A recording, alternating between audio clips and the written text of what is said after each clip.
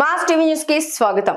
5 సంవత్సరాలలోపు పిల్లలకి పోలియో చుక్కలు తప్పనిసరిగా వేయించాలని వైద్య సిబ్బంది శనివారం నంబుల పూలకుంటలో ర్యాలీ ప్రదర్శన చేశారు। ఈ సందర్భంగా వైద్య సిబ్బంది స్థానిక పాఠశాల విద్యార్థులచే ఎన్పీ కుంటలో ర్యాలీ ప్రదర్శన చేశారు।